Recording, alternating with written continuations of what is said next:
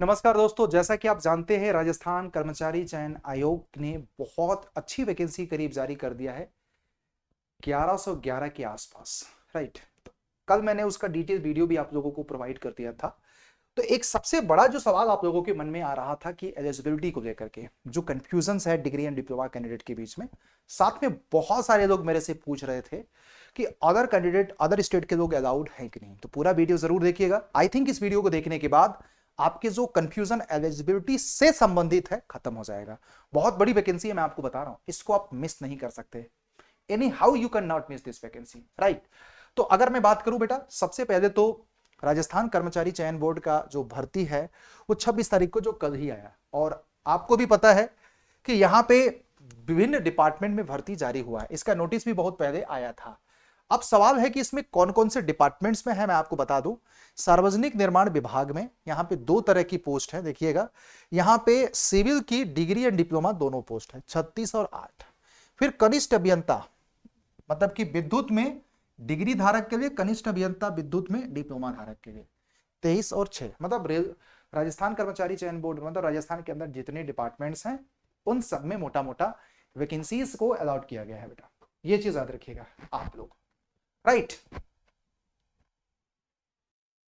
तो इसमें आपको वैकेंसीज के बारे में तो ऑलरेडी पता है कि जल संसाधन विभाग में, जन स्वास्थ्य विभाग में, जन स्वास्थ्य अभियांत्रिकी विभाग में, स्वायत्त शासन विभाग में, राजस्थान राज्य कृषि विभाग में, पंचायती राज में बहुत अच्छी अच्छी वैकेंसी है, बेसिकली सिविल वगैरह की और मैकेनिकल और इलेक्ट्रिकल की।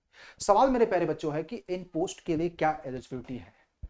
तो ये एक बहुत इंपॉर्टेंट चीज था जो मुझे लगा आप लोगों से डिस्कशन करना चाहिए। जैसे कनिष्ठ अभियंता सिविल में 281 पोस्ट है आपको डिग्री धारक के लिए, कभी कनिष्ठ अभियंता सिविल में डिप्लोमा धारक के लिए 185 पोस्ट है, मिला जुला के टोटल 1111 पोस्ट है।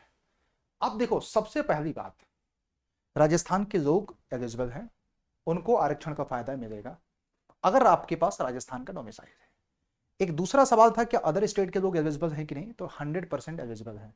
बट अदर स्टेट के लोगों के लिए जरूरी यह है कि आप अनरिजर्व कैटेगरी में ट्रीट किए जाओगे, और पूरे वैकेंसी या पूरे नोटिफिकेशन की पीडीएफ में देखोगे तो अदर स्टेट के लोगों के लिए सेपरेट, मतलब अनरिजर्व कैटेगरी का जो है उसमें वैकेंसी को बाइफरकेट किया गया है। मौका मिलेगा लेकिन इतना ज्यादा मौका नहीं मिलेगा जितना राजस्थान के लोगों का। और ये हर एक स्टेट में होता है, इसमें कोई दो राय नहीं है और गलत भी नहीं है। देखो, वहां का लोकल स्टेट का डोमिसाइल होना एक अच्छी बात है, तो वहां के लोगों को एडवांटेज मिलता है।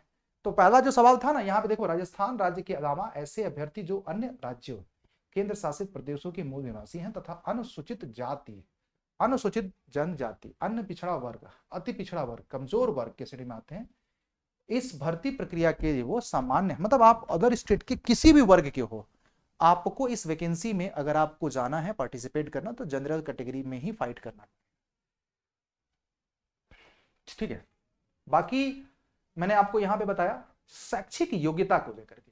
देखो, टेंथ मैट्रिक्स लेवल 10th का पे है। और यहाँ पे एक अच्छी बात है कि पेंशन, जो जैसे आप चयन होगा तो आपका पेंशन वगैरह मिलेगा राजस्थान के जो भी नियम वगैरह के अनुसार।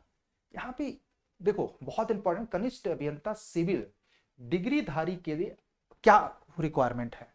तो भारत में, मतलब भारत में विधि द्वारा संस्थापित किसी भी विश्वविद्यालय अथवा मान्यता प्राप्त संस्था से सिविल इंजीनियरिंग अभियांत्रिकी में डिग्री अथवा सरकार द्वारा समतुल्य घोषित किया हो। मतलब आपने सिविल में, याद रखना, अगर आप डिग्री, देखो डिग्री या डिप्लोमा, राजस्थान की वैकेंसी में एक बहुत अच्छी बात होती है कि डिग्री के लिए अलग पोस्ट होता है, डिप्लोमा के लिए अलग पोस्ट होता है। डिप्लोमा वाले सीट पर सिर्फ डिप्लोमा के कैंडिडेट फाइट करते हैं, डिग्री वाले पे सिर्फ डिग्री वाले फाइट करते हैं। ये चीज याद रखिएगा।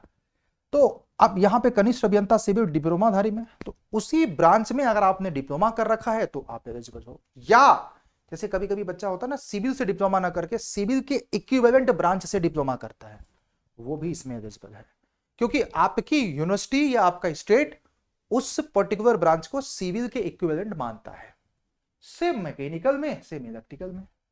तो अगर आप मैकेनिकल में डिग्री किया हुआ है तो आप डिग्री वाले पोस्ट के लिए एलिजिबल हो, और आपने मैकेनिकल से डिप्लोमा कर रखा है तो आप डिप्लोमा वाले पोस्ट के लिए एलिजिबल। और वैकेंसीज आपको भी पता है कि बाइफरकेटेड है, हर ब्रांच की अलग अलग वैकेंसी है, वो भी डिग्री की अलग, डिप्लोमा की अलग। तो क्वालिफिकेशन को लेकर के जो झंझट था वो मैंने आपको बता दिया।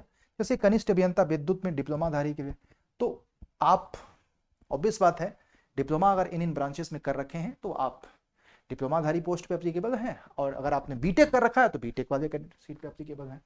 तो यहाँ पे देख लीजिएगा यांत्रिकी विद्युत डिग्री, तो ये सारा चीज। अब ये एक बहुत इंपॉर्टेंट चीज ये है कि पंचायती राज्य में देखो सिविल और कृषि डिग्रीधारी के लिए तो वही सेम क्वालिफिकेशन है, मैं आपको बता दूं, अलग अलग बताने की जरूरत नहीं है। ठीक, अब सवाल है कि कुछ एक और एलिजिबिलिटी को लेकर कंफ्यूजन था, क्या इस बार इसमें फाइनल ईयर को एलिजिबल माना गया है? तो डेफिनेटली माना गया है फाइनल ईयर को एलिजिबल मेरे प्यारे बच्चों। और बट ये याद रखिएगा at the time of interview, at the time of documents verification, आपका जो भी डॉक्यूमेंट्स सपोर्टिंग है इस वैकेंसी के अगेंस्ट आपको वहां पे प्रोड्यूस करना पड़ेगा। यहाँ पे लिखा हो गया, परंतु ऐसा व्यक्ति जो सीधी भर्ती हेतु नियमों अनुसार अपेक्षित, ये सारा चीज ऐसे पाठ्यक्रम के अंतिम वर्ष की परीक्षा में उपस्थित हो चुका है या चुकी है या उपस्थित हो रहा है या हो रही है, उस पद के लिए आवेदन का पात्र होगा, किंतु उसे जहां चयन लिखित परीक्षा एवं साक्षात्कार के 2 प्रक्रियाओं में माध्यम से किया जा रहा, मुख्य परीक्षा की उपस्थिति होने से पूर्व आपको सारा सर्टिफिकेट आपका होना चाहिए। जैसे किसी में इंटरव्यू है तो इंटरव्यू के पहले आप, जिस दिन आपका इंटरव्यू है उसके पहले आप लोगों का पूरा जो होना चाहिए सारा सर्टिफिकेट आ जाना चाहिए, जो भी आपका डिग्री या डिप्लोमा सर्टिफिकेट है। या अगर आपका कहीं पे लिखित परीक्षा है सिर्फ, तो जो भी मुख्य परीक्षा होगी, मेन परीक्षा जिसको बोलते हैं, जिसके बेसिस पे सिलेक्शन डिसाइड हो रहा है, उस परीक्षा की जो डेट होगी उसके पहले आप लोगों का रिजल्ट मस्ट भी पब्लिश होना चाहिए। मतलब अभी अगर आप फाइनल ईयर में हैं तो आप एलिजिबल हैं, लेकिन जब इसकी परीक्षा कब कराई जाएगी ये तो निर्धारित है ना, परीक्षा का कार्यक्रम तो पहले से निर्धारित है। ये देखिएगा, आयु की सीमा 18 से 1 जनवरी 2025 को 18 वर्ष की आयु से प्राप्त कर चुका हो या 40 वर्ष से कम हो, आप एलिजिबल हो भाई। और एज रिलैक्सेशन मिलेगा, ओबीसी को 3 साल, एससी एसटी को 5 साल का, तो वो तो आपको यहां पे मिलने वाला है, उसका आप लोग टेंशन मत लो। तो जो कंफ्यूजन था मैंने आप लोगों को बताया। अब पेपर आपको देखो दोनों मोड में हो सकता है, या एक को डिसाइड करना ऑफलाइन भी हो सकता है, ऑनलाइन भी हो सकता है, एक से ज्यादा रखिएगा, बहुत इंपॉर्टेंट चीज है, ठीक है। एंड बाकी ये सारी चीजें हैं। पेपर दोनों के लिए, डिग्री एंड डिप्लोमा दोनों के लिए देखो एग्जाम का पैटर्न सेम है, क्वेश्चंस के लेवल में अंतर आपको देखने को मिलेगा। तैयारी आप लोगों को नेक्स्ट लेवल पे करनी पड़ेगी। और मैं आपको बता दूं इस समय की जितनी भी वैकेंसीज चल रही है ना, उनमें सबसे मुझे ऐसा लगता है कि थोड़ा सा एफर्ट लगाओगे आपका सिलेक्शन हो जाएगा, बट टोटली डिपेंड करता है आपके एफर्ट पे, आप इसके लिए कितना एफर्ट लगाते हो। लगा दोगे ना तो हो जाएगा सिलेक्शन। और इस पर्टिकुलर वैकेंसी को कैटर करने के लिए, तैयारी करवाने के लिए हमारी टीम सबसे ज्यादा एक्सपर्ट है, क्योंकि हमने प्रीवियस 2-3 बार जब वैकेंसी आई थी हमने जबरदस्त तरीके से कवर भी किया था और इसमें हमने सिलेक्शन भी दिया था। तो यदि आपको इसकी प्रिपरेशंस करनी है मेरे भाई, तो इंजीनियर्स अड्डा का साथ दो। और आप सब लोग सिविल के लोग, सिविल का देखो इसकी वैकेंसीज भी हमारे पास आएंगी, तो हम आपको बता दें कि वैकेंसी जब भी आई है तो हम इसका प्रॉपर डेडिकेटेड बैच लॉन्च करेंगे, और आपको बैच में राजस्थान का जीके और आपके रेस्पेक्टेड ब्रांच का टेक्निकल जबरदस्त तरीके से पढ़ा देंगे। और इसके लिए मैं आपको रिकमेंड करूंगा कि सिविल और मैकेनिकल के लोग अपने अपने रिस्पेक्टेड ब्रांच की महापैक ज्वाइन करो। और महापैक सबसे बड़ी बात ना बहुत एफोर्डेबल होता है, आप किसी भी प्लेटफॉर्म से कंपैरिजन कर दो ना, महापैक में क्या हर एक एग्जामिनेशंस की फाउंडेशन टाइप की क्लास होती है, टेस्ट सीरीज होती है, ई बुक्स होते हैं, सब कुछ होता है यार महापैक में। और ज्वाइन करने के लिए क्या है ना कि इस समय आपको सुनहरा अवसर भी चल रहा है, आप इस वीडियो को देख रहे हैं रेगुलर, या महापैक आपको 3000 रुपये में 12 महीने के लिए मिलता है, आज आपको 27 महीने के लिए मिलता है। और किस कूपन कोड से जरा बताइएगा, मैजिकल डिस्काउंट कूपन कोड क्या है इसके लिए, Y201 है। नोटिफिकेशन आया और हमने कहा कि बच्चों को ज्यादा से ज्यादा बेनिफिट दिया जाए, हमने अपने प्रीमियम जो सब्सक्रिप्शन है महापैक उस पर XXX पे कर दिया, ताकि 27 महीने तक और भी कोई एग्जाम आएगा ना उसके भी बैचेस मिलता रहेगा। साथ में ये तो आपको इसकी जितनी भी कोर्सेज है उसकी एक्सपायरी 27 महीने हो जाएगी। This is the better option for you guys, you can not ignore this, right. And thank you for today, have a great day, अपना ख्याल रखो, अपनी पढ़ाई करते रहो। जय हिंद, जय भारत, थैंक यू। तो सब लोग यार ज्वाइन कर देना जरूर आज, क्विक। और किसी भी तरह की डाउट है तो इस नंबर दिया जा रहा है उस पर बात भी कर देना आप लोग।